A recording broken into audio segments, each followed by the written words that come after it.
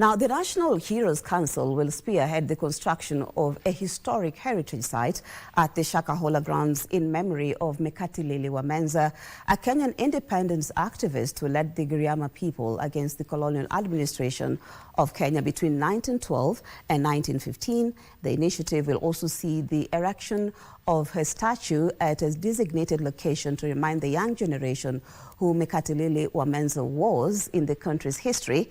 It's at this site where Mekatilili Wa Menza is said to have slapped a British colonial officer in one of her anti-colonial resistance crusades.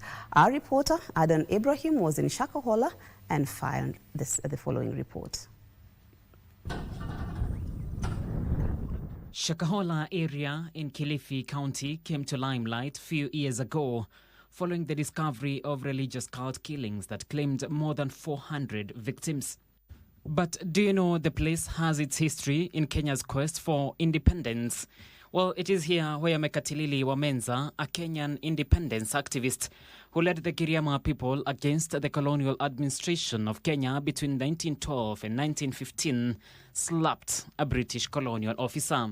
Lakini yeye kwa ujasiri wake alipiga kofi mzungu kuonyesha ulimwengu mzima kwamba alikuwa na hasira kwamba Kenya inatawaliwa na mkoloni.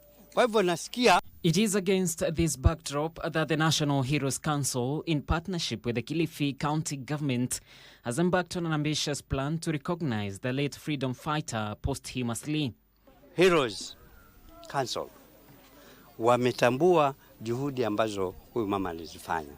Na sasa hivi tuko pamoja, tunashirikiana mpaka tuweke kielelezo cha kumbukumbu zake. On this day, the entire family of Mekatilili Wa Menza assembled at Shakahola grounds for the memorable event. The ceremony began with the cleansing of the ground following the recent cult-like tragedy that left more than 400 people dead. Kama mtoweka wapi tutaenda kukaa tujue tutaweka wapi, lakini msimsahau mama na yule wanja ambaye ametajwa hapa. Mama ameleta pamoja na huyo mama. Hii ni kitu ambacho inaleta muonekano mzuri katika jamii yetu, mbali na ile side nyingine ya Mackenzie. The cleansing ceremony was conducted by Mijikenda Council of Kaya elders dressed in their traditional regalia.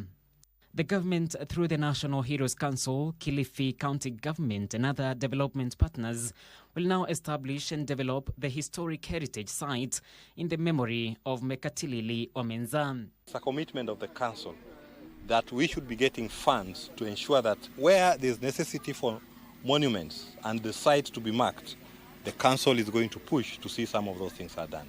And we promise to work closely together, coming up with a monument in honor of this hero. The initiative will also see a statue of Mekatilili erected at a designated location to remind the young generation who she was in Kenya's history. The Heroes Council want to mark it as a great heritage site for the memory of what happened in Shakahola, for the goodwill of this country.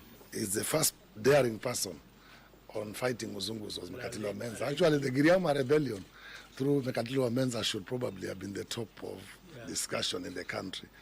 Kilifi County Governor Gideon Mongaro praised the initiative, saying besides being a historical site, it will also be a tourist attraction site.